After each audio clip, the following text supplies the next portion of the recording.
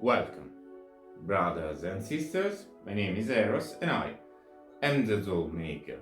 We are approaching the winter season and we are approaching the festivity of Samhain.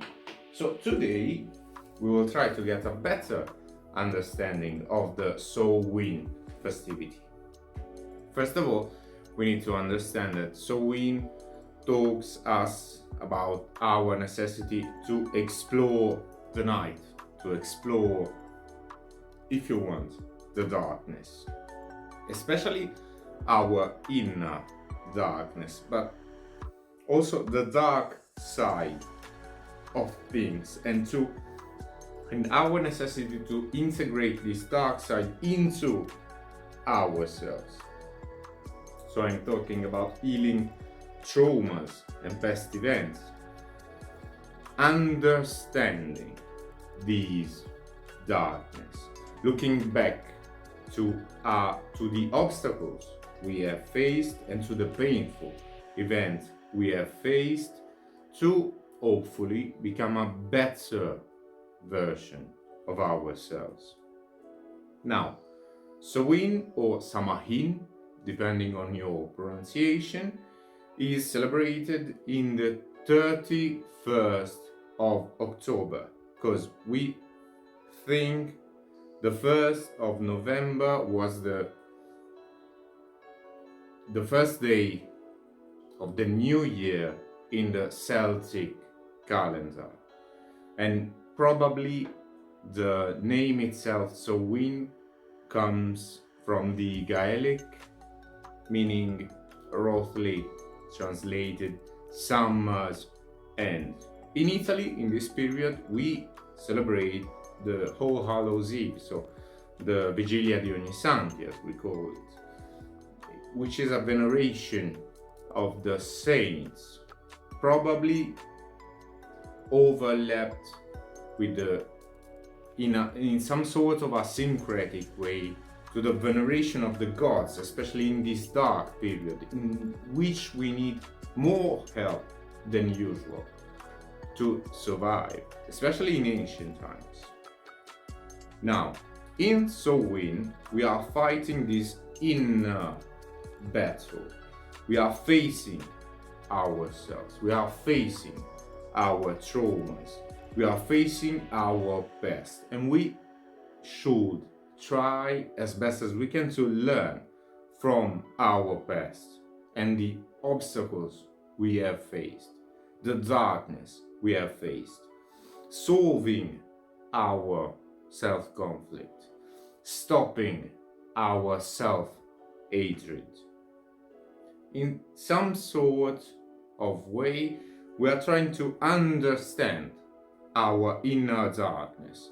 So in this period, we should practice introspection, meditation especially, but meditation not in a self-judgmental way, more in a self-understanding way. So we are trying to dive deep into ourselves to better understand ourselves, but also in this correlation to the darkness of this season, these festivities telling about to let go. So it's telling about the importance of letting go, leaving things into the darkness and proceeding ahead.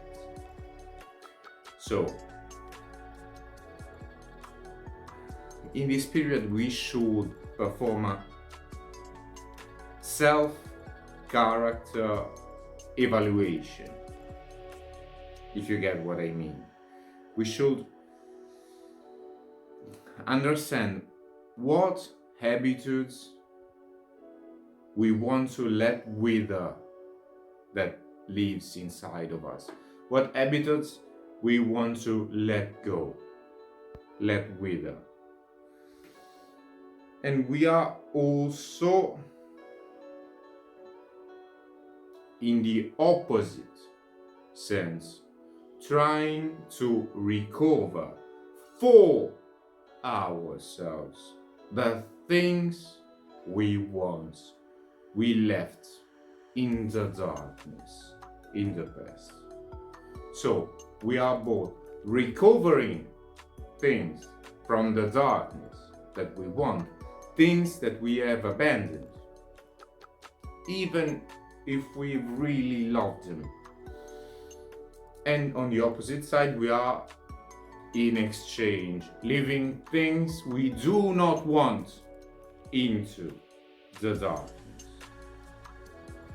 Now, for your activities, I do strongly recommend meditation of any sort, introspection, especially introspective meditation in this sense. I do also recommend long walks, especially into nature, and any sort of activity in this period, since this is a very nostalgic month, a very nostalgic season. I do recommend any activity that require patience, but not necessarily extreme concentration. Any activity that allows you to practice introspection. Now, of course, we can also perform all of our usual activities, just like renovating our altar or our seasonal altar, or we can decorate our working space, our home, if we are allowed to do so. We can prepare a feast for ourselves, for our family, for our friends, for our covenant, depending on your situation. And as usual, we can strive to be in nature, or at least we can try to wear the colors of this festivity, of this season, that we will see in just a second. Now, for my personal suggestion, in this festivity in particular, I strongly recommend shadow work, especially through journaling, as we have learned in a few previous lessons that someone smarter than me will put here somewhere. Then, we also may want to prepare offerings, or even offering altars to our ancestors, to make offerings to the dead, to make offerings to our bloodline, and even leaving offerings and candles to build, in a sense, places, to offer solace to the traveling souls. Because in this season, the great gates to the underworld will be completely open. So we may want to build these sort of altars to create, in a sense, bonfires, places to give solace, places to give comfort to the traveling souls coming back to the land of the living. Now, these kind of altars are, in a sense, some sort of lighthouses, if you want, but we also, since we are going to build those altars, we are also want to spend, we are going to want to spend time with those altars, giving those offerings. So we are basically performing an act of love toward the traveling souls, especially the traveling souls of our ancestors. We are sharing some of our prosperity and sharing some of our time as a sacrifice as an offering in this deep, dark winter. Also, this festivity is talking us about the necessity to understand the importance of the cycle of life and death. Because, of course, as we said many times before, death is the thing that gives meaning to its opposite. So death gives meaning to life. If life couldn't be ended, it will not have the same meaning, obviously. Now we start with some, as usual, with our step-by-step approach, with a few correspondences. As always, starting with colors. So we obviously find black and purple for the introspection, for the meditation correspondence.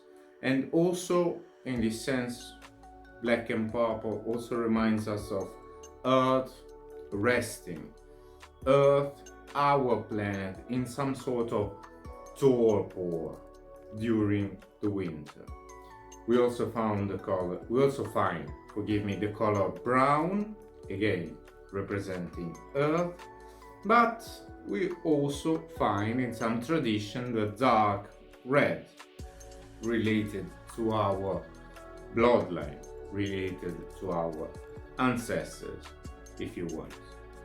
If we want to talk about herbs, we find any sort of evergreen correspondence to this festivity.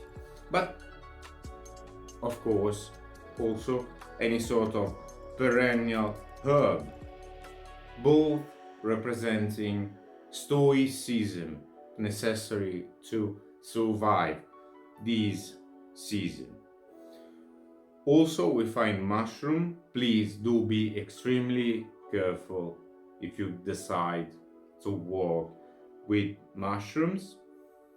And we also find chestnuts, related to the season, of course, pumpkins, carrots, potatoes, onions, beets. Beets are especially important in our Italian tradition.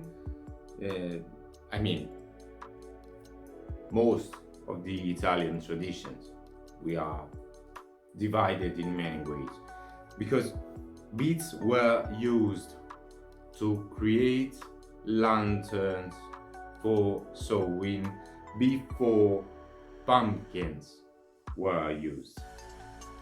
But together with beets, onions, potatoes, we find all tubers related to this season as a correspondence. We also find parsley, any sort of cabbages, and also in this season is important the usage of the herbs and spices or woods we have preserved from the previous season. Now, if you like to work with crystals, the main crystals related to this season are tourmaline, especially black tourmaline, hematite for the dark season, amethyst, bloodstone especially for introspection, citrine, or other stones and crystals related to the sun, to find solace in this season, to try to see the light at the end of the tunnel if you want. Now, we also find some more rare correspondences to this season. For example, we usually find skulls. Of course, you are going to use fake scores for this season, because using real scores will be illegal. So you are not going to. But you may want to use animal scores, because of course we find many correspondences to the cult of the head, the place where the conscience has been, and the conscious is sited within the body. And we find that in many cults. For example, Vodun, where the head has an extreme importance. Or we find many testimonials of ancient burial sites with only the heads separated in many primitive traditions. Now, we also in this season find correspondences to creatures of the night, just like bats or owls. Those correspondences are suggesting us to look into the darkness, suggesting us to perform introspection, looking into the darkness, or if you want, peering into our inner abyss. Now, let's start with my favorite part of any festivity, which is kitchen magic. For kitchen magic, we can use any of the plants we described above, we described before, but especially in this season, we are focusing on conserves and preserves to consume into the hard time of the winter, reminding us of the nature of the season. But also, in our kitchen magic, we are going to, at our best, try to prepare soups, broths of any sort, and also to work with dried fruits or marmalades of any sort, or nuts, basically.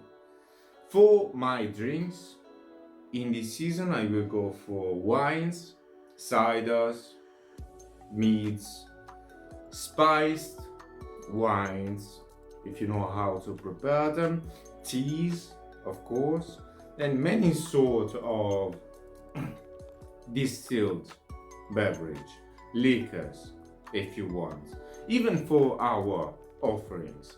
So we can offer spirits to spirits. Okay, maybe I went too far with this one. Let's try to become serious again. For our spell work, we should perform our workings to find resolutions to things, banishing things into darkness we want to leave behind, or we want to maybe perform spell work to find new revelations into the dark, especially combining our spell work with divination. So we are working toward becoming a better version of ourselves by knowing our darkest parts and becoming friends with our inner monsters. For our meditation in this period, I will focus on a deep observation of myself, of ourselves, appreciating, in a sense, our fragile and temporary physical nature, our imperfection, at the same time as we start to appreciate our immortal nature of the soul that lies within ourselves. Now, as a closing note, Remember to visit your ancestors, those who are no longer with us. Remember to honor them. Remember to honor the gods in this season in which we need solace and we need help. But also, please remember to take time for yourself. Remember to take time to honor yourself and the hard work you are putting inside your path. Now, if you want to get deeper into the rabbit hole, I will wait for you in the next video, probably coming up tomorrow.